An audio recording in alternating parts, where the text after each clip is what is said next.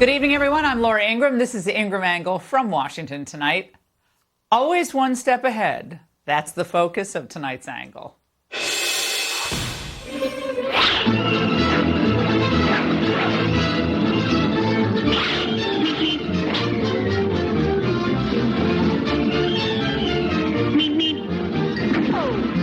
Try and hope as they might, the legal forces in New York, Georgia, and D.C. are finding it harder and harder to accomplish their mission, which is to put Trump behind bars and or bankrupt him before the election.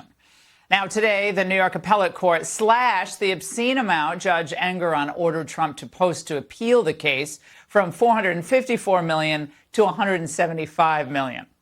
Now, the left's longtime fantasy was to see New York AG Letitia James personally slap padlocks on the front doors of Trump's prize real estate. Now, there was a palpable disappointment. I could hear it on the other cable nets. Kristen, it's your understanding that Trump will be able to get this lower amount of cash together, but it is worth reminding everyone that up until the 11th hour today when this ruling came down, they were struggling to find a way to pay that original bond amount. Here we go again. He continues to defy gravity and catches another lucky break. The notion that I would walk in there and have my what I owed knocked down to a third of the judgment is ludicrous. I wouldn't even ask you if that would happen for me. Of course not. And the notion that he's got 11 more days is ludicrous. And I guess my question is there a breaking point, or is this just what Trump will benefit from? Everybody always bending the rules and treating him differently? That's hilarious. Well, CNN was so excited about today, they invested in a few lawn chairs for their guests outside the lower Manhattan courthouse. They thought it was going to be a different outcome. And Natch, the Trump real estate graphics, were still a favorite go-to. 175 is a lot more doable than more than $500 million with interest piling up daily. He probably does have this 175. This is a big break for him. It could have been much, much worse. More than $500 million. It could have been resulted in him having to sell assets. True, but the leading legal mind in the House of Representatives insists the ends justify the means. I actually think that there is risk in not seizing these assets and the open window that exists in him trying to secure these funds through other means. We've seen a lot of interesting transactions happening with Truth Social and other means, and there's a very real risk of political corruption. Has she figured out that RICO thing yet? All right. Aha, the Trump exception to due process and basic fairness. Now, these people would attend candlelight vigils to protect the due process rights of illegals before deportation, but they're outraged that the system gives Trump any rights at all. He's been around and survived all of these incredible, weighty legal and political issues, and he's still here, still a free man. I have no explanation for this, Joe. Well, if he can't wrap his cerebrum around that, he should stick to gabbing about the Red Sox. Yet another in the simpleton pundit category is Michael Steele, the failed former RNC chair. He, too, is stunned that the appellate court made a sane ruling, posting, yet again, Donald Trump gets special treatment with his own private system of justice. This makes absolutely no sense. Well, what makes no sense is that comment. So now the Never Trumpers are so deluded, they actually, think the New York Appellate Court is MAGA? Special treatment?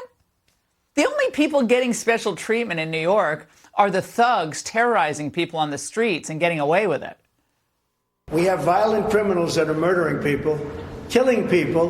We have drug dealers all over the place, and they go free and they can do whatever they want. But they go after Trump when there's not even a crime. And the entire underlying judgment was disproportional from the outset. Disgraced financier Bernie Madoff's fraud was in the billions with tens of thousands of victims. Guess how much his bail was? $10 million. I know that was a lot of years ago, you say. Well, how about Sam Bankman-Fried? He was forced to cough up $250 million in bail money, but again, he lost his investors billions. In Trump's case, the banks had done their due diligence in loaning him money, and there were no victims. loans were paid back in full. But don't worry, ye on the deflated left. If there's someone who's going to take the load off, it's Fani Willis. She says she's still on track to get the Roadrunner. While that was going on, we were writing responsive briefs. We were still doing the case in the way that it needed to be done. I don't feel like we've been slowed down at all. I do think that there are efforts to slow down this train, but the train is coming. She doesn't sound political at all there. Now, you get the sense that all these people are running on fumes. Like a Dent-You Cream Bond, a certain G word has been stuck on Biden for years. But now his surrogates think the big switcheroo is going to work. This is the same grift that he has run again and again and again, using other people's money for his own benefit, while often leaving his donors high and dry. Well, I think that it's very clear that Trump is a grifter. That's just the way it is. These people who are so happy to give him money to pay his legal fees should at least be told that's where they're spending money. Ah, I get it. But if only Nancy and Jen applied their concern to the omnibus bills, where there was a real problem with transparency, thousands of pages long, released the night before of a vote, or I guess that lack of transparency somehow works okay for them. Now, when these people ridicule and defame Trump, they really are just ridiculing and defaming the 74 million Americans who voted for him and those who will again. They even try to mind read their true thoughts. And to that point, perhaps the most moronic comment of the news cycle goes to this guy. They know about all of the foolishness. They know about all of the corruption and everything that Donald Trump is. Joe Biden cannot win by saying Donald Trump's a bad guy because there's people who want the bad guy to be president. Move over, Cicero. Bottom line here, Democrats have no affirmative agenda to restore America. It's just lawfare, racial division, and, of course, throw in some abortion fear-mongering. Of course, their guy can't be trusted to have a real press conference or do any non-friendly interview. No way. And, of course, Joe won't or can't debate. How can he defend his border? He can't. How can he defend the chaos abroad? He can't. But no problem. His surrogates do all the heavy lifting for him, and they include the corporate media. Their mantra is simple. Trump is bad, and you're bad for wanting a bad man as president.